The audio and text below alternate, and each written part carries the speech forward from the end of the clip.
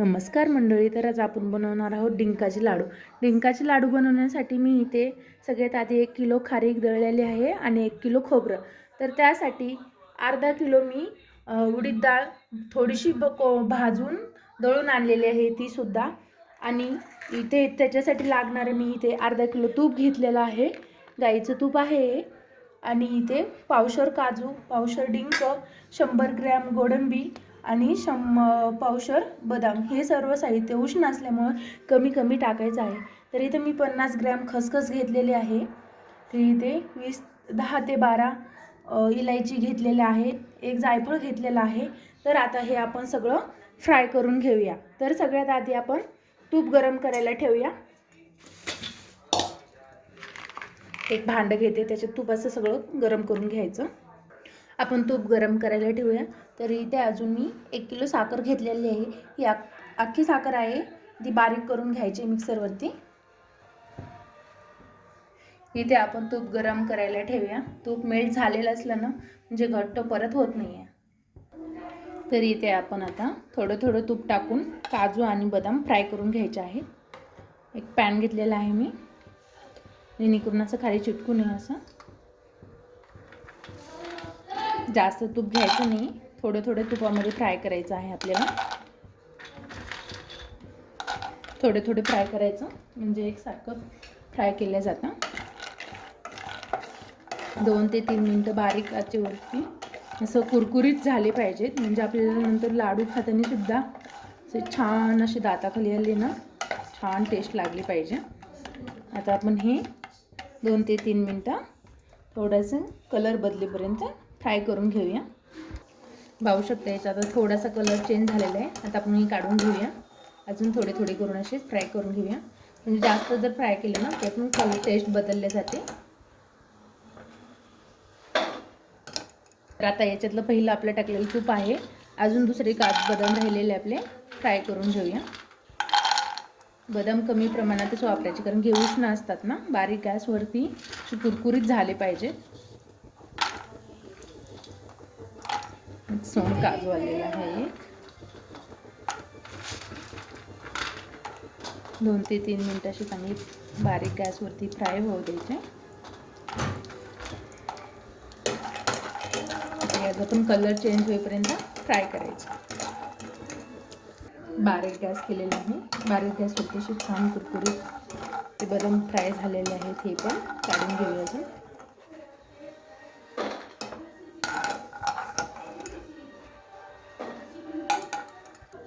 थोडं आपण काजू फ्राय करून घेऊया. ते पण बारीक गॅसवरती थोडे थोडे तेल टाकून फ्राय करायचे.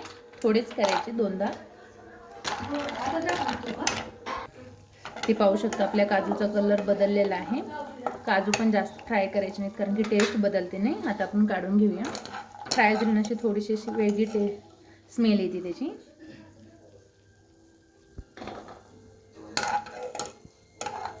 अशा प्रकारे आपण काजू काढून घेऊया. आता पॅनमधले तूप संपलेलं आहे, थोडंसं तूप टाकून घेऊया आपण.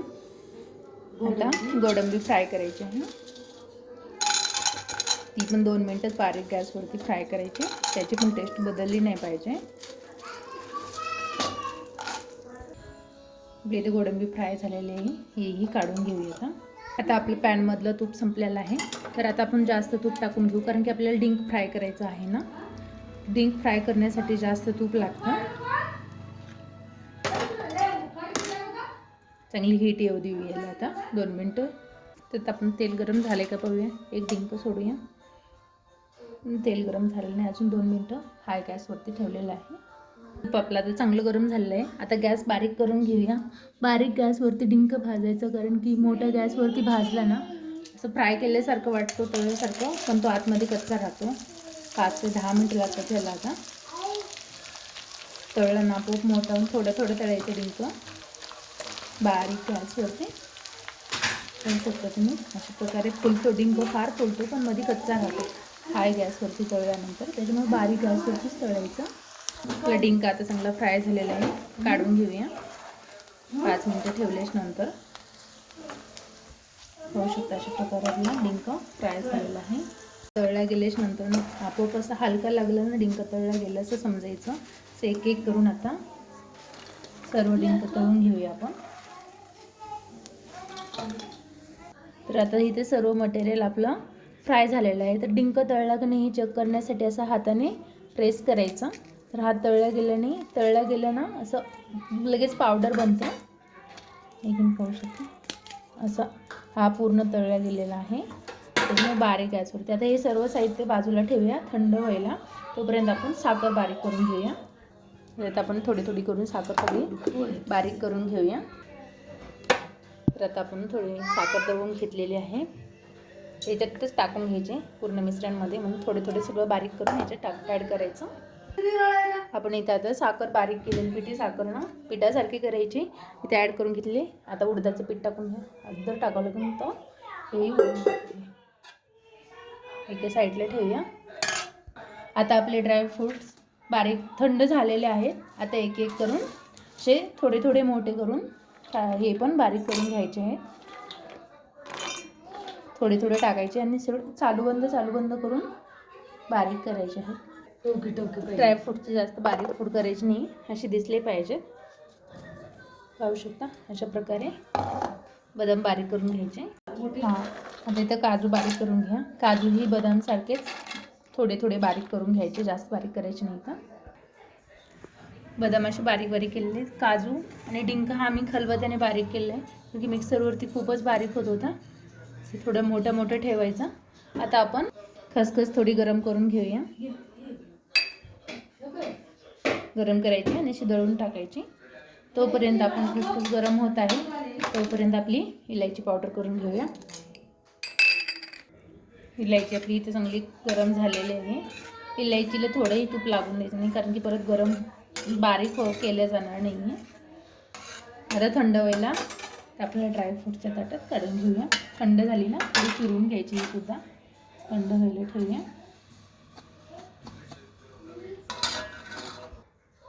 इथे आपण इलायची पावडर ॲड करून घेऊया.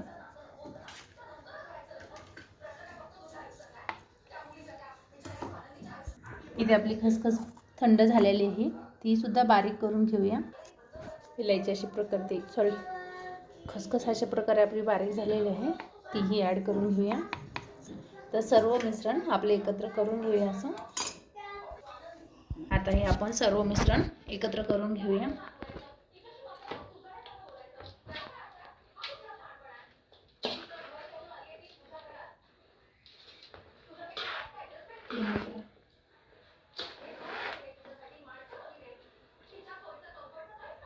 लाल ना.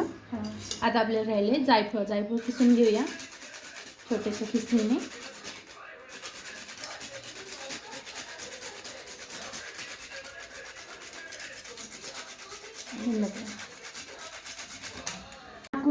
आता आपलं सगळं मिश्रण ॲड झालेलं आहे.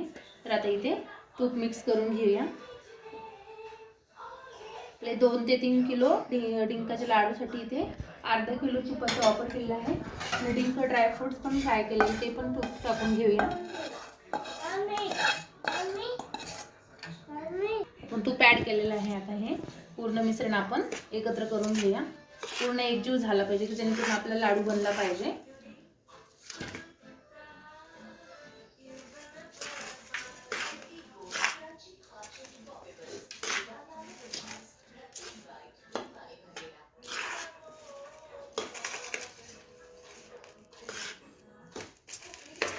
हाताने मिक्स करून घेऊया. आता अजून तूप लागणार आहे त्याला. आपलं तूप पहिला पुरेसं झालेलं नाही, अजून थोडे 1 वाटी तूप ॲड करून घेऊया याच्यामध्ये. ओलसरपणा थोडा सुद्धा नाही आलेला याला.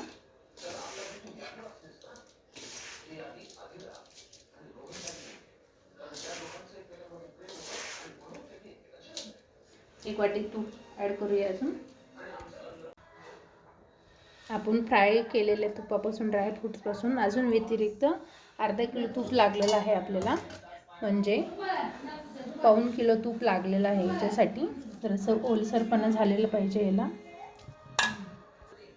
आता असा ओलसर चिकटपणा झालेला पाहिजे. आपलं 1.25 किलो तूप झालेलं आहे टोटल. तर आता इथे आपण असे लाडू येतात का बघूया. असे एक करून लाडू करून घेऊया.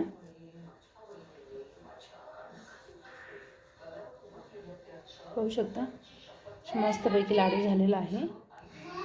हा दोन्ही हाताने थोडं थोडं करून असं गोळा दोन्ही पॅकने दोन्ही ह्या बोटांनी आणि ह्या असे प्रेशर देऊन चांगले जाम बांधून घ्यायचे, जेणेकरून लाडू आवळून येतील आपले। एक करून सगळ्या अशा प्रकारे आपले इथे लाडू तयार झालेले आहेत, डिंकाचे लाडू।